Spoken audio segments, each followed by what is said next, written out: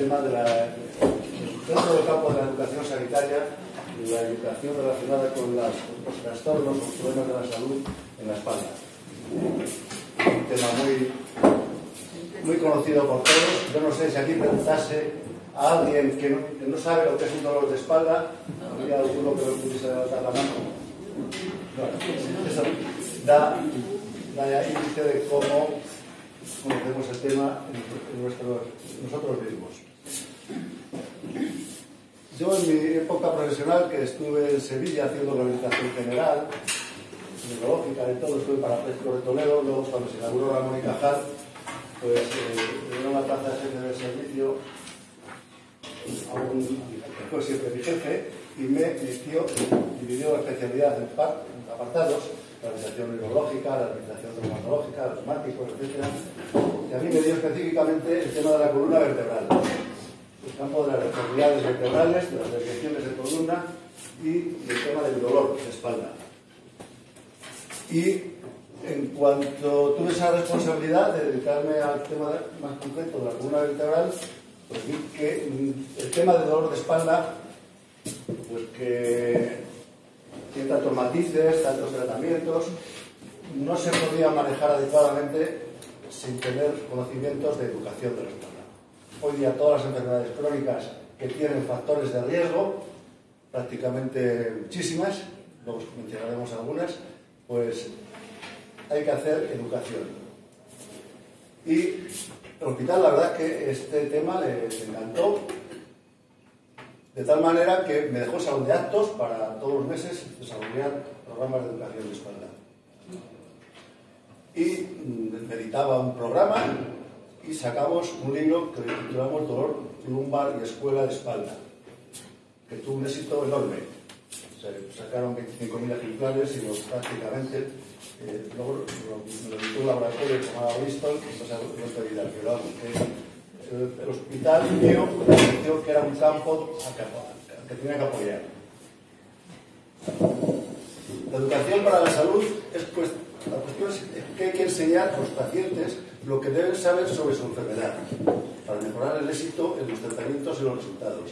Esto pasa, y antes que el tema de la espalda, pues se ha hecho en diabéticos, cardíacos, la salud bucal, pues todos sabemos las dentaduras que tenía la gente antes, y la gente ahora se cuida la boca y es otro tema. Pues para el dolor de espalda también tenemos factores de riesgo, que son los que les hablaré de ellos. Se hizo una encuesta en una revista muy importante, la más importante que hay a nivel mundial, Spine, a varios miles de pacientes con dolor de espalda, y les preguntaban qué era lo que deseaban ellos saber de eso. Y contestaron: queremos saber sobre la causa del dolor, por qué nos duele la espalda, y sobre lo que debemos o no debemos hacer. Pero el tema este es que también es un derecho que está en la ley de sanidad. Es un derecho que tenemos todos los pacientes a recibir información sobre lo que nos pasa. Tiene efectos preventivos y curativos. Y bueno, la educación para la salud forma parte de las responsabilidades de un jefe de servicio. O sea, hacer todo lo posible, no solamente por diagnosticar y tratar, sino por prevenir. La educación se puede decir que no es un lujo, sino que es una necesidad. Se puede imaginar que todo esto que les voy a contar a ustedes, antes se hacía, sobre todo lo básico, explicando al paciente en la consulta, pero hay tantos detalles que es imposible que en una consulta podamos explicar al paciente todo aquello que debe de saber sobre su problema. Y nosotros lo hacemos en grupo, disponemos de tiempo para responder a las preguntas, porque es clave que al final de cada clase, yo tenía hasta ahora un tiempo, tenía hora y media por sesión, para que tuviéramos media hora donde la gente preguntara y yo respondiese. Y permite el encuentro entre personas que padecen el mismo problema. Esto significa que es que nosotros hacíamos estos programas a gente que ya conocía lo que era el de espalda, que habían ido a la consulta al médico por dolor de espalda. Pero también es muy válido para el que no lo conoce, o sea que más todavía, para que intente prevenir lo que es el dolor. Y siempre hemos utilizado, pues en los audiovisuales, como aquí, un esqueleto que yo llevaba aquí a la clase. Los objetivos es que las personas conozcamos el funcionamiento de nuestra columna, que comprendamos cómo puede alterarse o deteriorarse, darle soluciones a su problema, prevenir las recaídas. Esto es importante decirlo porque cuando se ha tenido un primer episodio de lumbago, de dolor de espalda, las posibilidades de tener un segundo ya son más altas que en la población general. Es decir, que ya la primera presencia de un episodio agudo predispone a otros. Bueno, disminuir el absentismo laboral, no llega aquí el caso. Desmitificar el problema sobre el dolor vertebral.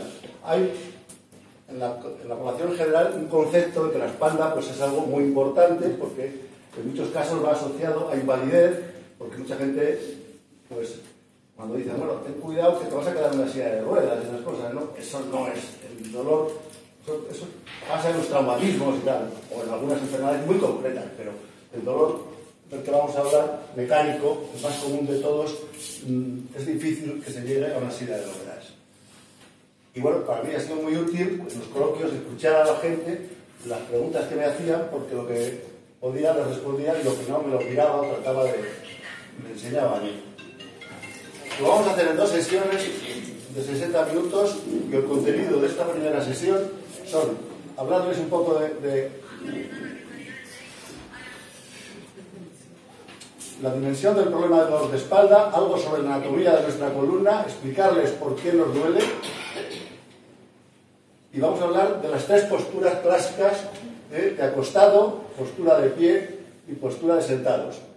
Cómo podemos mejorar las situaciones dependiendo de la posición neutra. Y luego, el próximo día hablaremos de movimientos o gestos peligrosos, del manejo de cargas, actividades de la vida diaria, cómo poder actuar nosotros delante de un dolor agudo. Hablaremos de actividad física y algunos hábitos que influyen en la espalda, como son el tabaco, el sobrepeso, medicación, etc. Y vamos con la parte de anatomía y funciones de la columna. Bueno, pues aquí vemos que en esta foto vemos cómo es la columna nuestra en el periodo fetal. Y cuando nace el niño y empieza a sostener la cabeza, aparece una curva que se llama la lordosis cervical. Y cuando ya está andando, pues aparece otra curva a nivel de la zona lumbar. De tal manera que una espalda ya desarrollada, vista por detrás, es un conjunto de vértebras que forman una línea recta, y vista de perfil tenemos una serie de curvas que son totalmente naturales. Gracias a estas curvas, nuestra columna puede tener más flexibilidad y se equilibra muchísimo mejor. En el desarrollo filogenético animal pasamos a ser los animales de la rectación a la cuadripedia y a la bipedestación.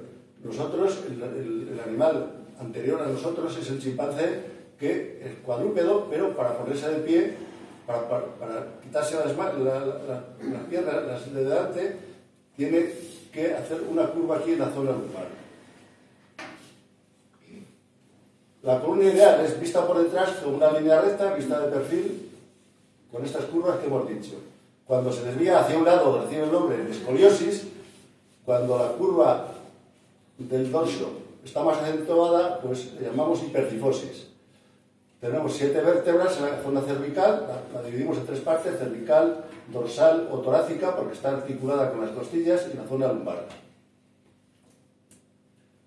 ¿Cómo está constituida nuestra columna vertebral? Pues está constituida por una serie de pequeños huesos que se llaman las vértebras. Esto es la fotografía de una vértebra que tiene 2 partes. La parte anterior se llama cuerpo y la parte posterior el arco. Y hay un agujero. Bueno, pues vemos que este agujero de una vértebra con otra y con otra y con otra forma un conducto, que es donde está alojada la médula espinal. Lo más noble que tenemos, porque cuando esto se daña, empezamos ya con los problemas de las parálisis. Por eso, los parapléjicos traumáticos es cuando se produce una rotura y se mete fragmentos de la vértebra en el conducto y daña la médula. Y entre vértebra y vértebra, esto que vemos aquí son los famosos discos intervertebrales. El disco intervertebral está formado por 2 partes, una parte más externa que se llama anillo y una parte interior, que es el núcleo pulposo. Aquí vemos en estas imágenes cómo entre vértebra y vértebra están los discos, cuyo función es mantener separadas las vértebras, amortiguar, porque estos discos son de naturaleza elástica, repartir los movimientos, y pasamos a otras imágenes del disco. Esto es otro corte, un corte horizontal, anillo, núcleo. Cuando hablamos de un área de disco es que se forma una grieta en el anillo y esto que está aquí dentro, este núcleo, pues se pasa por esa grieta y se sale de su sitio. Una hernia discal es como una hernia, algo que se sale de su lugar. Vemos que el disco, en esta foto, son estos los discos, cuando nos inclinamos hacia adelante, se comprimen. Se comprimen por la parte anterior y se expanden por la parte posterior. Otro elemento de la columna vertebral son las articulaciones posteriores. Entre vértebra y vértebra tenemos el disco intervertebral, pero por detrás hay otras pequeñas articulaciones como las de las manos, ¿no? Que tienen su cápsula y son origen de bastantes dolores cuando se distienden o se maltratan. Esto que vemos aquí es una imagen de una artrosis de estas articulaciones posteriores. Esto no me va a ver bien. Otro elemento de la columna vertebral son los ligamentos. Los ligamentos que vemos aquí son elementos de unión. Están rodeando a toda la columna, por delante, por detrás, entre vértebra y vértebra. Hay multitud de ligamentos. La médula espinal. La médula espinal, que ya lo hemos dicho antes, es este cordón que está alojada dentro del agujero de la columna vertebral. Y de un lado y de otro salen estos cordones que son los nervios, que son los que van a inervar las extremidades, el tronco, etc. Aquí vemos vértebra, disco, vértebra, y entre vértebra y vértebra hay una salida para los nervios y para las arterias. Entonces, cuando una ciática, tenemos el dolor ciático o una neuralgia, que se llama una neuralgia del brazo, que es la ciática tenemos que lo que se irrita es uno de estos nervios que salen de aquí de la columna, pero luego el dolor se siente a distancia, en los dedos, en la pierna, etc. Y los famosos músculos, que son como tirantes, que van de arriba abajo, están pegados a la columna, y son los que producen el movimiento hacia adelante, hacia la izquierda, hacia la derecha, etc. Funciones de la columna vertebral son las de soportar el peso del cuerpo y amortiguar los movimientos. La movilidad, la parte más móvil de la columna vertebral es el cuello, el cuello que está al servicio de los órganos de los sentidos. Si queremos mirar hacia el cielo, pues movimiento de cuello, a la izquierda, a la derecha, etc. Es la parte más móvil. Es donde más se forma la artrosis como consecuencia de los movimientos. La zona lumbar es la parte de carga, digamos, fundamental. Entonces, amortigua, moviliza, protege el sistema nervioso. También tiene otra función la columna vertebral, que es que tiene muchos receptores de equilibrio. Igual que cuando tenemos ciertos mareos, muchas veces lo achacamos a problemas de oído, a la vista o al cerebelo, pues también la columna vertebral tiene, en las cápsulas estas de las articulaciones de atrás, tiene receptores de equilibrio y cohesiona a la cabeza con el tronco y con la pelvis. Vamos a hablar un poco de lo que representa el dolor de espalda en los ciudadanos. Bueno, este es un problema que tiene características de epidemia por su frecuencia, yo diría pandemia, porque ya, si bien hasta hace poco ha sido un tema fundamentalmente de los países más desarrollados, los más ricos, porque en África no se habla de la columna vertebral, se habla de la tuberculosis, se habla, en fin, de otras cosas. Pero es fundamentalmente un problema del desarrollo de la sociedad occidental actual. Y bueno, como pongo aquí, entre las consultas médicas al médico de cabecera, después de los síntomas de la tos y el resfriado común, es el de espalda. O sea que la frecuencia, queda claro, es enorme y que tiene a nosotros, que hemos tenido responsabilidades en los servicios, pues los gerentes nos dicen que gastamos mucho, porque tenemos que pedir muchas resonancias, muchos escáneres, etcétera, para llegar al diagnóstico. Dice aquí que pasaremos a la historia como la generación del dolor de espalda.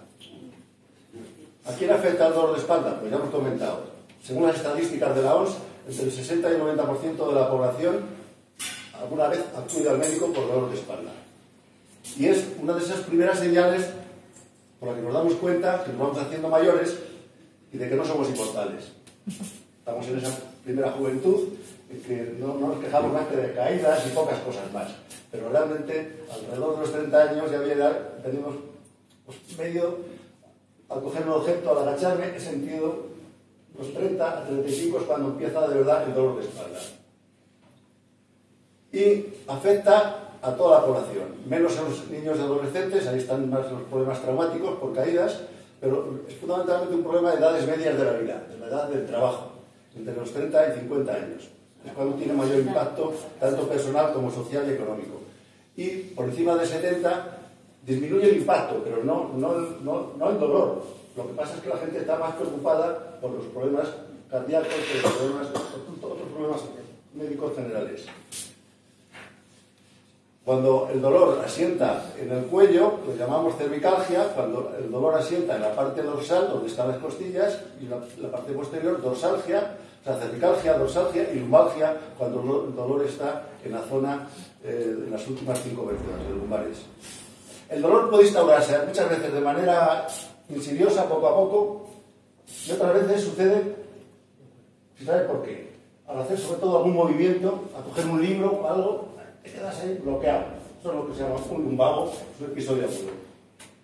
Para nosotros nos interesa mucho las fases del tiempo, el tiempo de los dolores. Hablamos de dolores agudos, aquellos, el periodo de tiempo que va desde que se inicia hasta las 4 primeras semanas. Subagudos, desde las 4 semanas hasta el tercer mes, hasta las 12 semanas. Y fase crónica, cuando el dolor se mantiene más allá de 3 meses. Porque las medidas que vamos a aplicar los médicos pueden ser bastante distintas dependiendo de la fase. Y el dolor de espalda puede sentirse pues justamente donde tenemos el daño, como hemos dicho antes, donde está la lesión, o se puede sentir muchas veces a distancia, que son los dolores radiculares de los nervios que salen de la columna. Y podemos tener dolores a distancia procedentes de la columna, bien en la pierna, bien a veces en la parte del abdomen, porque hay nervios que vienen de atrás y muchas veces se confunden con problemas abdominales, un problema, por ejemplo, de ovario, un problema de apendicitis, un problema, en fin. Esto es lo que se llaman los falsos dolores viscerales, esta foto que tenemos aquí a la derecha.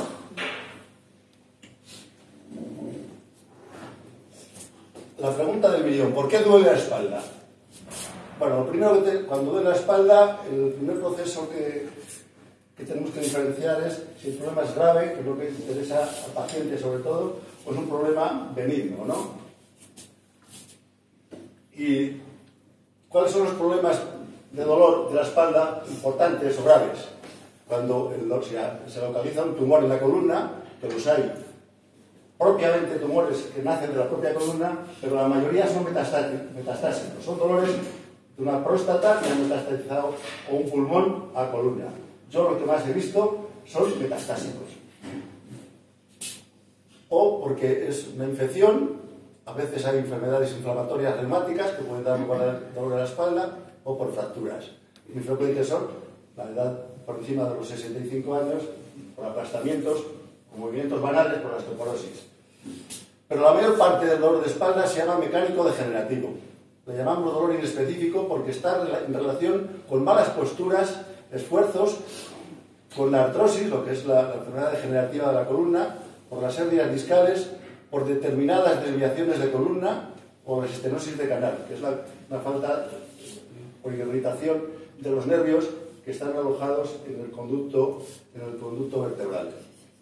También la espalda puede doler por problemas psicógenos, que sin que haya nada orgánico, un estado de ansiedad, de estrés, de depresión, etcétera, se puede manifestar por dolores en la espalda, en el cuello mucho y también en la zona lumbar.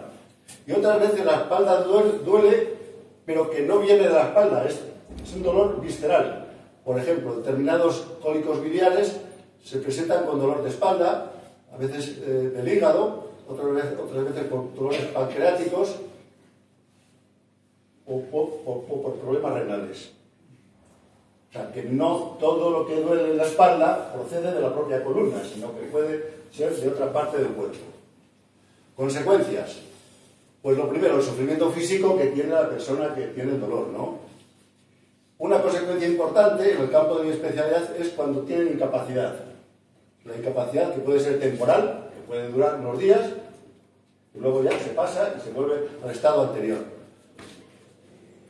Es la primera causa de invalidez en las personas mayores de 45 años.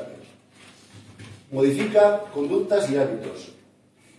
Los periodos agudos de dolor conducen a estados de ansiedad. Me aparece un dolor muy intenso que te bloquea, que no puedes hacer nada y estás con el estado ansioso de saber qué va a pasar conmigo ahora que no puedo ir a trabajar, que no puedo viajar y tal. Esa es la ansiedad. Pero cuando ya se pasa al estado crónico, cuando ya se lleva mucho tiempo en tratamiento, pasan los 3 meses y continúas con dolor, pues viene un poco el bajón. Has probado montones de tratamiento y es la depresión. Entonces, dependencia, o sea, se reduce la actividad física, nos hacemos dependientes de medicamentos, de rehabilitación, etcétera, y produce a veces alteraciones del sueño. Fíjense qué datos hay aquí, según los países, los periodos de tiempo con los mismos problemas. Un lumbago, si lo se tiene en España, dura aproximadamente de baja, estos son datos laborales, entre 19 y 20 días. En Estados Unidos y Alemania, de 9 a 10 días. En Canadá, 20 días. En Gran Bretaña, 30 días. En Suecia, 40 días. ¿Qué disparidad más grande? Pues esto, la conclusión que llegaron los que estudiaron todos estos datos es que dependiendo del grado de protección social que tiene un país, así, los periodos se alargan más o menos, pero no es por el problema biológico de la lesión que tenemos en la columna. De tal manera que cuando un cambio en la ley de lo que tenía que cobrar pues la persona que sentía el dolor, si a los primeros días tenía que pagarlo ella, en fin, y establecieron que los 2 primeros días tenían que pagarlo el paciente, se dieron de alta 8.000 pacientes en la Comunidad de Madrid de un día para otro. O sea que los días por la baja laboral claramente tienen otros factores aparte del medio. Y también otros datos que sacaron fue que un periodo de incapacidad temporal de 6 meses se transforma en incapacidad permanente en el 50% de los casos. Es decir, una persona que ha estado de baja por el problema de la espalda, 6 meses, ya el 50% no vuelve al trabajo anterior. Los que han estado un año solamente van al trabajo anterior un 20%. El 80% ya no vuelve al trabajo.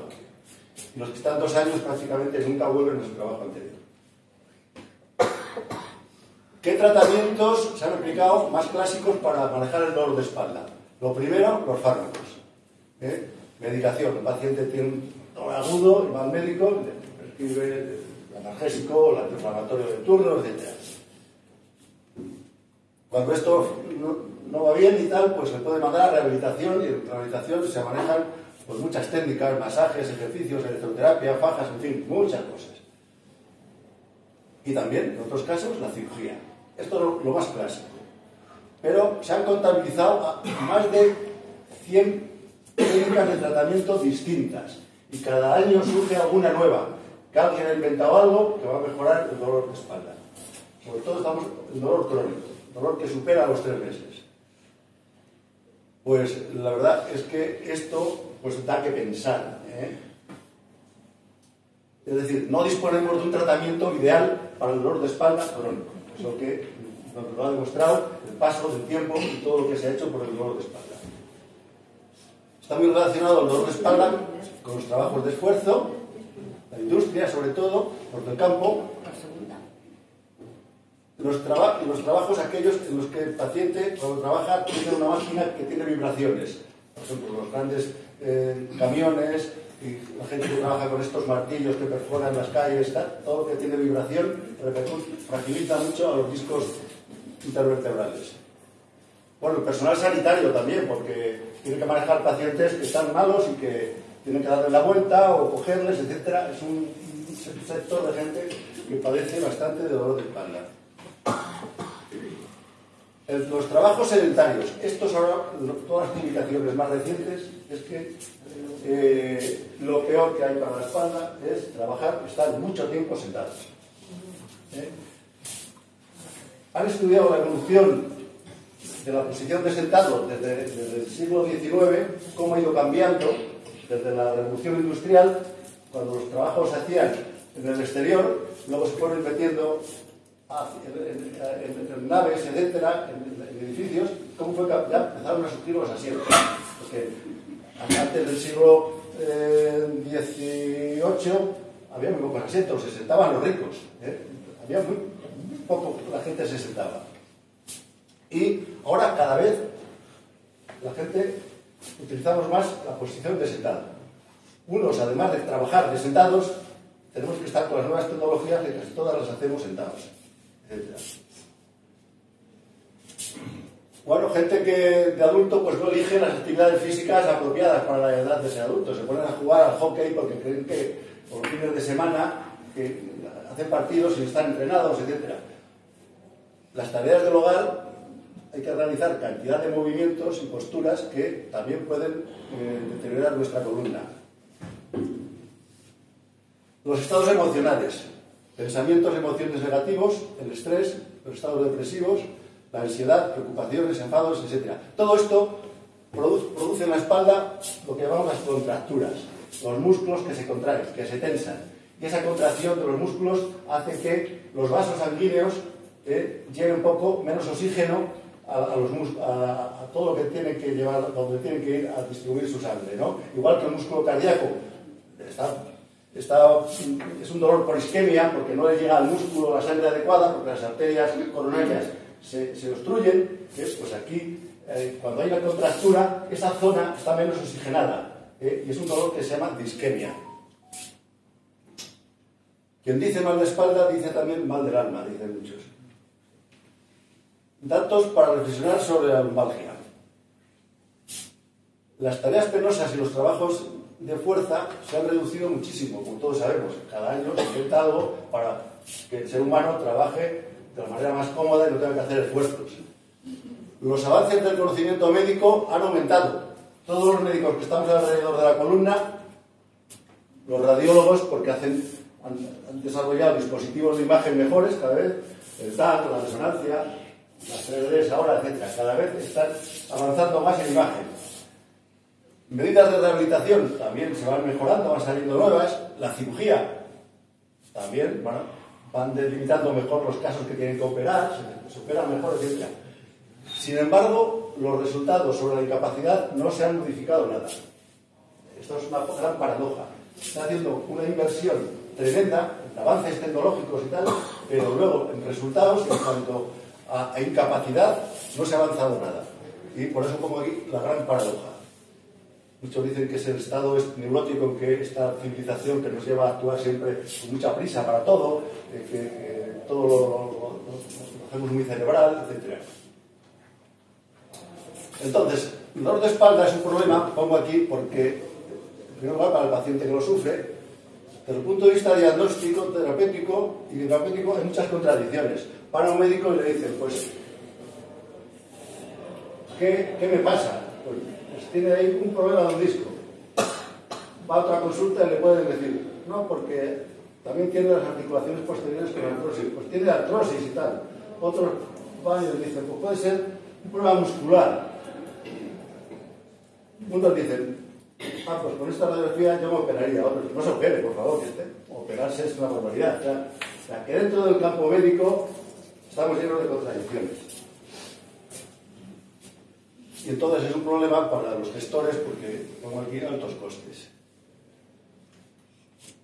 Justificación de los programas de prevención y educación. Entonces, los listos, los expertos que llaman en el campo del dolor de espalda, pensaron que ya que no tenemos técnicas terapéuticas adecuadas para eliminar el dolor, pues vamos a buscar a ver si con medidas preventivas pues podemos prevenirlo, podemos no llegar a tener dolor, tengamos el menor dolor posible, ¿no? Entonces, fueron los del mundo laboral, la empresa de coches estaba Volvo, la sueca, los primeros que estudiaron este tema para dar medidas de prevención. Entonces es un problema muy frecuente que provoca bastante incapacidad, que tiene altos costos, los límites del tratamiento son limitados. Entonces empezaron a estudiar cuáles podían ser los factores de riesgo que nos llevan al dolor de espalda. Porque hay otro problema, que es que hay mucha abundancia de conceptos erróneos o falsos en la población, hay una distorsión cognitiva sobre el tema del dolor de espalda. Uno le dicen una cosa, con el mismo problema en otra consulta le dicen otra, etc. Y aquí está la historia de las escuelas de espalda. El primero fue Nicholson, el cirujano ortopédico de la empresa Volvo, que estudió los discos intervertebrales y estudió cuál era la presión que reciben nuestros discos en cada una de las posturas. Mediante unas agujas un poco largas, pinchaban desde fuera hasta llegaban al disco, lo conectaban con un manómetro de presión y medían la presión que tienen nuestros discos en la posición de acostados, en la posición de pie, en la posición inclinados hacia adelante, etc. Y esto ya fue un primer avance para saber en qué situaciones nuestros discos pueden ser irritados según y cómo estemos. Y estableció una serie de medidas muy dirigidas a los discos. Después, los canadienses establecieron unidades de educación de columna muy centradas en las contracturas de los músculos. Iban mucho por orientar a la gente en el mundo de la relajación, a aprender a relajarse y todas estas cosas. Y los americanos, en California, hicieron estudios que demostraron que aquellas profesiones que necesitaban una buena forma física para ejercer su profesión, como la de los bomberos, por ejemplo, estudiaban la incidencia de espalda en estas profesiones y en la población general. Y vieron que aquellas profesiones que tenían una buena preparación física tenían una incidencia de dolor de espalda mucho menor. Entonces, se llegó a la conclusión de que hablamos de factores de riesgo para la espalda cuando a la columna la sometemos a sobrecargas vertebrales. Por nuestro estilo de vida. Nuestra columna está trabajando siempre. Estamos de pie, sentados, está siempre funcionando. Entonces, detectaron que había posturas incorrectas, movimientos peligrosos, manejo incorrecto de los pesos de las cargas y la debilidad muscular. Y por aquí es por donde empezaron a trabajar, a ver cuáles serán las posturas peores, las mejores, etc. Y el otro fundamento de las escuelas de espalda es que a la gente que padece dolor de espalda hay que explicarle lo que tiene, porque hay un gran desconocimiento de los aspectos más elementales de la columna. Incluso existen lo que se llaman los conceptos erróneos, que se van pasando de unos a otros. Entonces se ha comprobado que el dolor inexplicado genera miedo y el miedo dolor. Hay que intentar desmitificar en el paciente el concepto de dolor lumbar, porque eso reduce el misterio y el miedo. Luego hay una serie de hábitos de vida, la obesidad, tabaco y consumo de medicamentos, que también conviene comentarles qué relación tiene con la espalda. Entonces, un mensaje que hay que pasar a los pacientes es que la responsabilidad de la curación debe ser compartida entre médico y paciente. El paciente tiene responsabilidades bien definidas porque su estilo de vida interviene en el desarrollo del dolor vertebral. ¿Qué quiere decir? Que si uno tiene un infarto de miocardio y le dicen que no fume, que tiene que bajar el nivel de colesterol, que tiene que bajar el nivel de estrés, etcétera, etcétera, y no lo hace, pues aquí, en la espalda pasa igual. Si te dicen que no te tienes que agachar así, sino que tienes que hacerlo así, etcétera, etcétera, o sea, tú puedes pasar el periodo agudo, pero vuelves a recaer si tienes malos hábitos de vida, ¿no? Por lo tanto, las conductas pasivas valen de poco, hay que ser activos con nuestro problema de dolor de espalda. Y también hay que decir que dolor no es equivalente a incapacidad, porque podemos vivir y hacer muchas actividades de la vida corriente con un cierto grado de dolor. Porque hay muchos que dicen, Yo hasta que no me deje de doler no incorporo a mi actividad. Esto, claro, puedo poner peor. No. Si eso funcionáramos con este esquema, no trabajaría nadie, o casi nadie, porque claro, como duele, siempre nos duele algo. El dolor puede originarse en cualquiera de los elementos que hemos hablado, por daño en los huesos, en las vértebras, en los discos, en las articulaciones posteriores, que hemos dicho, en los ligamentos o en los músculos. O sea que independientemente, cada una de estas partes tiene receptores de dolor que pueden dar motivo a ese sufrimiento. ¿Qué es lo que pasa con nuestra columna? Aquí hablo del envejecimiento vertebral. Como otros órganos de nuestro cuerpo, alcanzan su momento mejor y luego empiezan a decaer. El dolor de espalda alcanza su mayor forma física, el ser humano alcanza su mejor forma física a los 20 años. A partir de los 20 años ya empiezan, fundamentalmente los discos, a perder agua, a perder contenido, como consecuencia de los movimientos que hacemos. Es decir, que lo que es juventud, la máxima juventud cronológica de los 20 años, el dolor de espalda ya se empieza, nuestra espalda ya sola, por los movimientos de la vida y por los excesos que hacemos, empieza a deteriorarse. Pero ¿qué pasa? Que dependiendo de nuestro estilo de vida, este proceso de envejecimiento vertebral lo podemos adelantar o lo podemos superar, porque estamos tratando mal a nuestra columna. Es decir, que se llega a la conclusión de que los estilos de vida que nosotros practicamos van a sobrecargar más o menos a nuestra columna. Depende de cómo nos sentemos, depende de cómo cojamos los pesos, depende de los movimientos que hagamos, etc. Todo eso va a influir en que este envejecimiento se anticipe o se posponga. Esto les hablaba antes del disco. El disco, aquí en esta fotografía, vemos, que no me señala porque esto es blanco, está el anillo y el núcleo. Pero poco a poco, esto es un corte de un disco horizontal. Empiezan a formarse grietas y empiezan, es lo que llaman un pinzamiento, en un corte del disco visto en la postura de perfil que está aquí a la izquierda, pues empieza a descender ya y las vértebras se aproximan más, porque el disco pierde altura. Aquí vemos en esta foto cómo está en rojo el núcleo pulposo, por una de las grietas se va hacia atrás. Entonces se va formando una hernia, ¿no? Esta es la imagen de una hernia de disco. Esto que ven aquí, esto es un corte de un disco de forma horizontal. El anillo y una grieta por donde sale y ven que está comprimiendo a una raíz nerviosa para producir una ciática, una neuralgia cervicobraquial, etc. Sucede generalmente, se puede instaurar esta hernia de manera gradual, poco a poco, a veces en un gesto de un esfuerzo. La artrosis vertebral, esta imagen que ven aquí, ven la de los discos normales y cómo esos discos se desecan y aparecen estas rebabas que son los picos del oro. Y en este. Estos son discartrosis. Y entonces los agujeros por donde salen, los agujeros de conjunción por donde salen los nervios, pues ya quedan comprimiendo las raíces nerviosas. Claro, queda menos espacio para que salgan los nervios.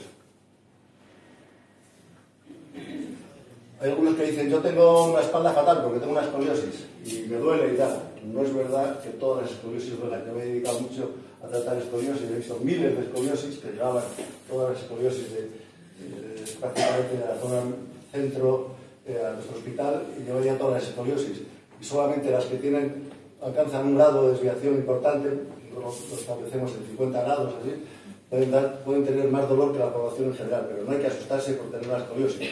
La escoliosis es una deformidad, simplemente, de la columna, que se desvía hacia un lado y estéticamente sale una especie de jorobita, pero nada más. Bueno, estos son los trabajos de este Nackelson sobre la posición de los discos. Cuando estamos acostados, la presión que reciben nuestros discos es aproximadamente un 25% del peso del cuerpo. Cuando estamos de pie, nuestros discos reciben una presión similar entre el 80 al 100% de lo que pesamos, del peso del cuerpo. Y miren cómo cambia la presión cuando nos agachamos, del 100 al 200%. Y cuando estamos sentados, 150%, con respaldo. Sin respaldo, 250. Esto ya dio una idea de cómo había que manejar las posturas. Vamos a hablar ya de las posiciones, las tres posiciones típicas. Empezamos por acostados, que se llama también la posición de decúbito. Mucha gente lo dice, bueno, cuando me levanto por la mañana, fatal, luego ya empiezo a moverme. Pues debemos de pensar si tenemos camas buenas, camas correctas, si dormimos en buenos colchones o si las posturas son las adecuadas. Aquí vemos en esta foto que es el colchón está inclinado para abajo, ¿no? Un colchón que no tiene, bien de materia que sea, de muelles, de viscoelástico, de espuma, lo que sea. Si el colchón cede para abajo, no es bueno. Si además de tener un mal colchón dormimos boca abajo, la postura de boca abajo es la peor para la espalda. Pues ya unimos dos problemas ahí.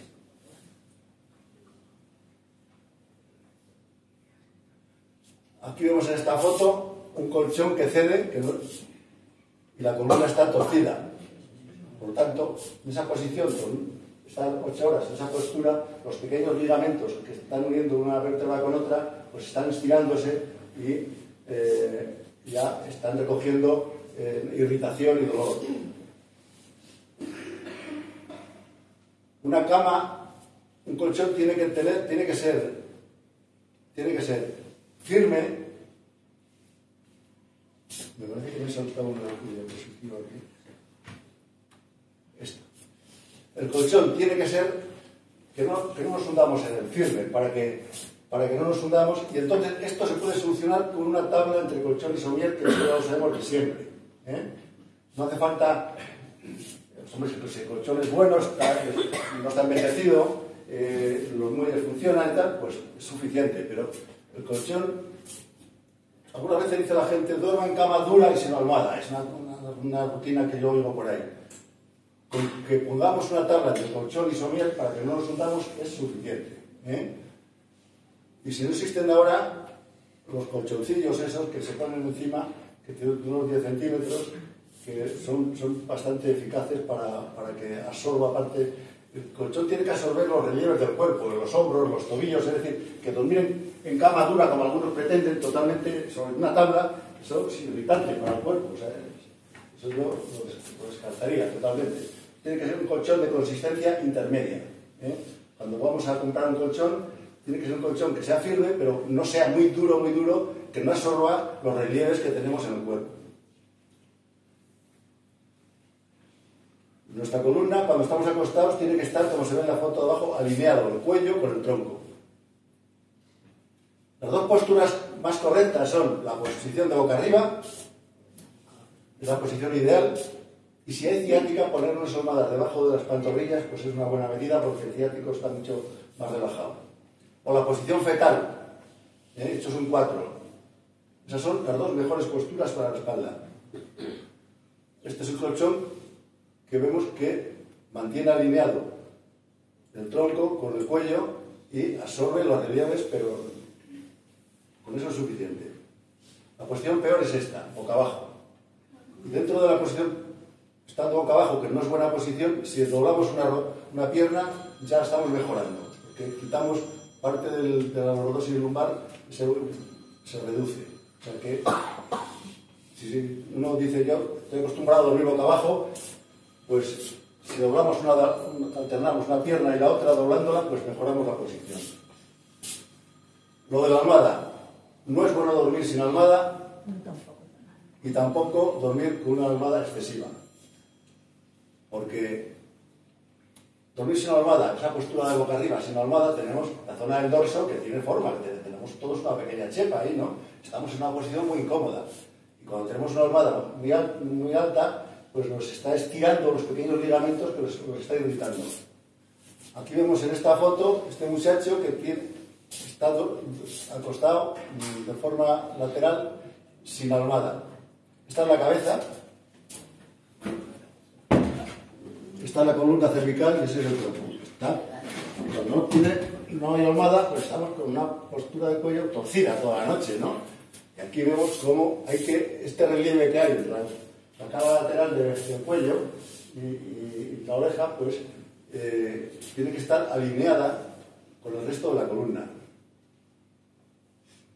La altura de la almohada, pues cada uno tenemos una estructura anatómica distinta. La cuestión es que haya una almohada que evite que estemos con la columna cervical torcida. Hay muchas almohadas en el comercio, de que llaman la cervipillo, la mariposa, etc. No hay ningún estudio que una sea mejor que otra, sino que lo que hay que tener es una almohada que cuando estamos sobre todo en la posición lateral, este hueco que queda ahí quede cubierto. Entonces una buena cama debe ser ni demasiado blanda, ni demasiado dura, pero sí firme. Esta es la posición que internacionalmente se contempla como la mejor posición para quitar dolor de espalda. Cuando estamos muy fastidiados, llegamos a nuestra casa y nos ponemos tumbados, boca arriba, y ponemos las piernas en ángulo prácticamente casi recto, ponemos las piernas en un sofá, esta es la posición de máximo descanso. Cuando tenemos un dolor de espalda y ponemos así, claramente mejoramos bastante. Estamos en 15 o 20 minutos o media hora y se mejora mucho. Vamos con la posición de pie. La posición de pie pues es la posición de referencia, lo que nos distingue de los animales, del ser humano, ¿no? Y vemos que esta es la posición neutra, pues digamos la posición natural, normal del ser humano, con sus curvas y tal. Aquí decíamos que los discos, prácticamente si esta persona tenía esas 60 kilos, por lo menos la zona lumbar está sufriendo unos 40 kilos. Pero cuando nos agachamos, se transforma en 240 kilos. Vean cómo se deforma el disco al comprimirlo en la parte anterior. No es bueno adoptar posturas que llamamos militares, demasiado firmes, porque estamos en continua contracción, ni tampoco en posturas lasas de abandono. Las dos posiciones no son correctas. Hablamos de factores de riesgo postural cuando estamos de pie, cuando estamos con el tronco inclinado hacia adelante, o cuando estamos puestos en una posición inclinado hacia un lado, o rotados, en fin, cuando nos apartamos de la posición natural, neutra, ya son posturas que están irritando a la columna. Hay imágenes y lo que va muy mal para la espalda es mantener la misma posición mucho tiempo. Es decir, hacer posiciones prolongadas, estando sentados, estando de pie, etc. La columna quiere cambios. La columna tiene, como han visto, multitud de articulaciones. Solamente entre una vértebra y otra hay 3 articulaciones. El disco por delante y 2 articulaciones por detrás. Y eso entre cada 2 vértebras. Por lo tanto, son como las articulaciones del codo o del hombro, son articulaciones que tienen su cápsula, su sinovial, su líquido, todo.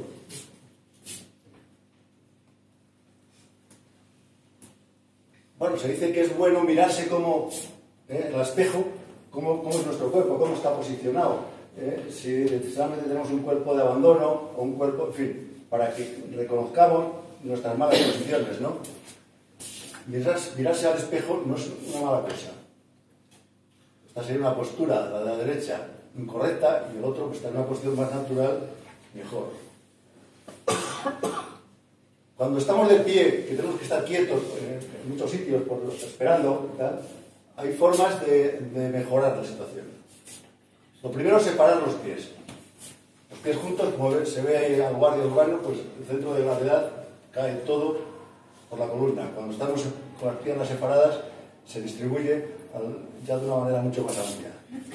Introducir pequeños movimientos alternantes. Unas veces cargar sobre una pierna, otras veces cargar sobre la otra. Y si podemos movernos un poco dentro del espacio, también es bueno. Es decir, que todo el mundo lo dice, tengo que estar de pie en tal sitio y allí me mató ese día tal. Pues hay que introducir estos pequeños detalles de cargar sobre una pierna, sobre la otra, moverse un poco y mantener los pies separados.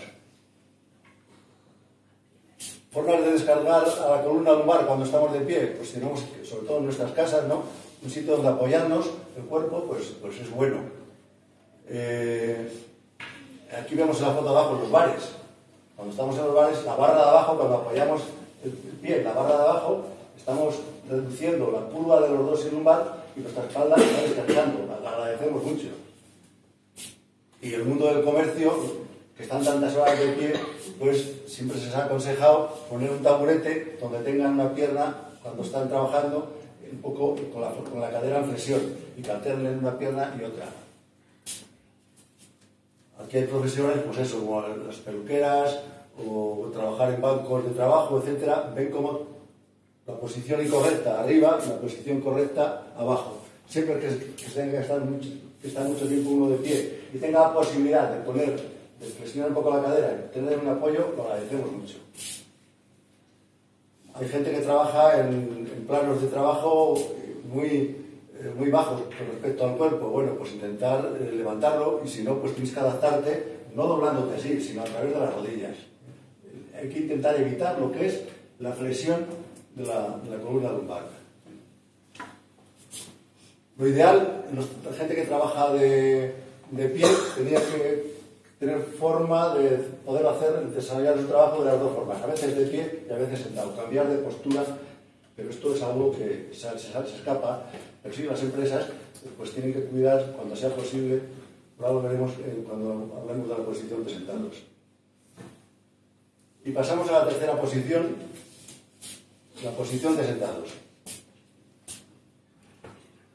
Esta, les decía al principio, que prácticamente ahora mismo todas las publicaciones, como cada vez la sociedad nos lleva a sentarnos cada vez más para realizar nuestras actividades, pues está contemplándose como la postura que más problemas está dando para el dolor de espalda.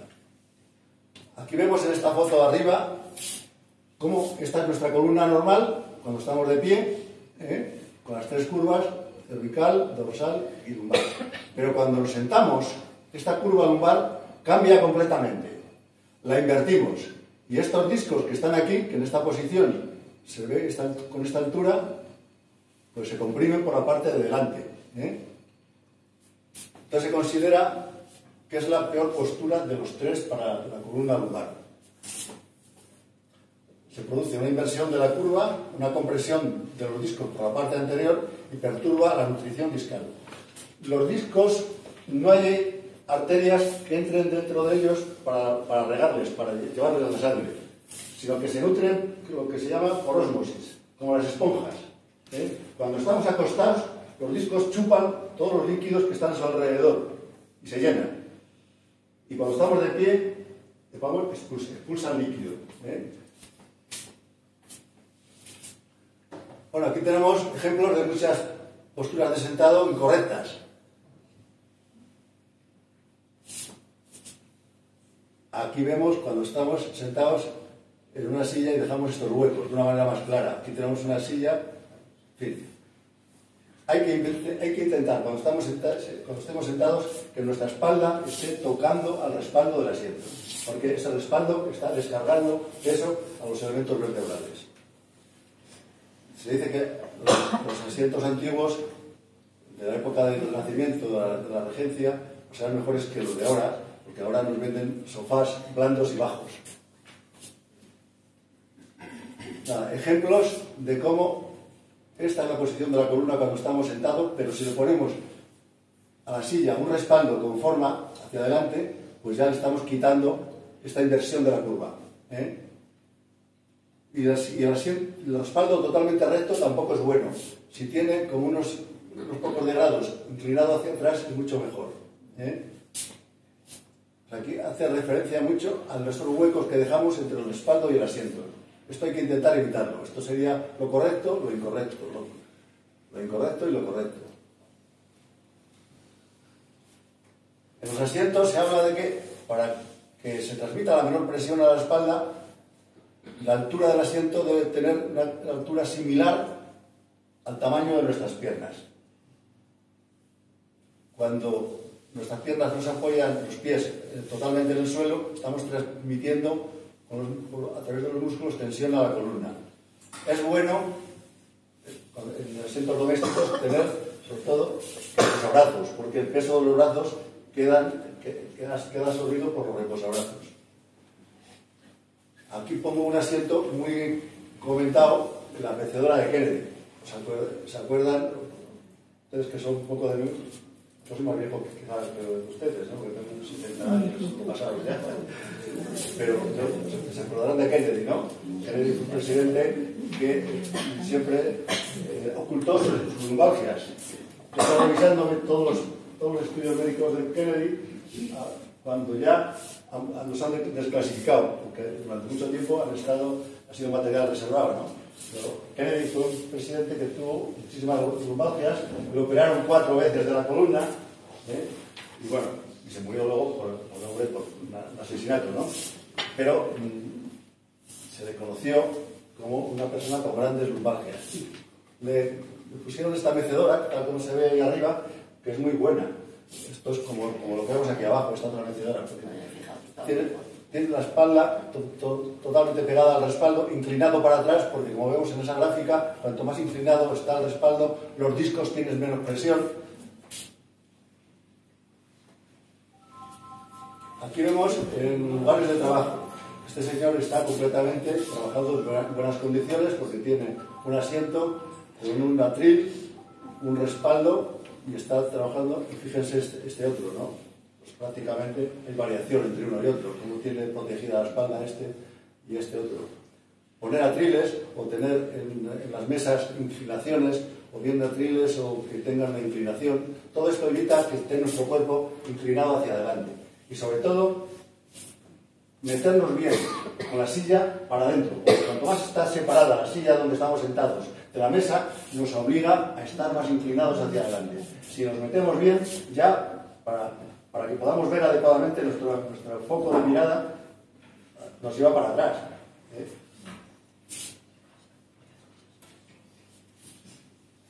Los asientos ergonómicos, esto es muy de oficinas, ¿no? Que ya salieron las sillas que cumplían todas estas normas de altura regulable, las puedes adaptar al tamaño de tus piernas, son giratorias, el asiento gira la silla, son basculantes, en fin, aquí se ha avanzado mucho. Y ahora lo último es que en muchas oficinas suecas están trabajando ya con mesas con un motorcito, que pueden trabajar a ratos sentados, le dan el motorcito y lo suben a 1,25 o 1,60, no me acuerdo.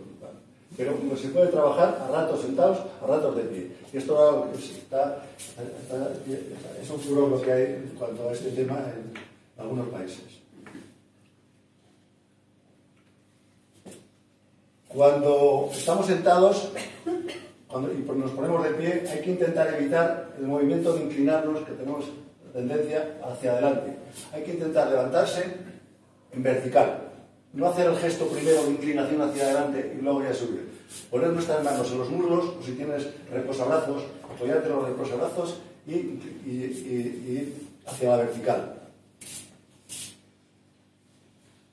Los asientos del automóvil prácticamente poco podemos decir porque ya vienen todos como vienen cada marca, pero saber que aquí vemos en este caso que esto es incorrecto, en la izquierda, y hay que intentar que nuestro respaldo tenga ahí una especie a nivel lumbar de almohadilla para conservar la lordosis lumbar. Este es un asiento que pone en la imagen de aquí de la izquierda, el que diseñó la casa Volvo como ideal, que es el ángulo entre el respaldo y el asiento de unos 120 grados, la inclinación hacia atrás de unos 14 grados y el soporte lumbar, un espesamiento en esa zona como de 5 centímetros. Pero de todas maneras hay las boutiques del automóvil, muchas casas que venden objetos del automóvil, estas almohadillas que las podemos poner ahí para que nuestra columna lumbar mantenga ahí la zona adecuada. Y decir que cuando conducimos muchas horas seguidas sin descanso, pues no podemos.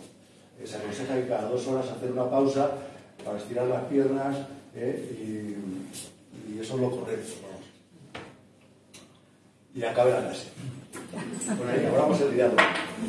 Si tienen preguntas para hacerme, de ruego que un poco sean sobre lo que hemos hablado, porque el próximo día vamos a hablar de movimientos que no son correctos, de manejo de cargas, de actividad física, de ejercicios, etc.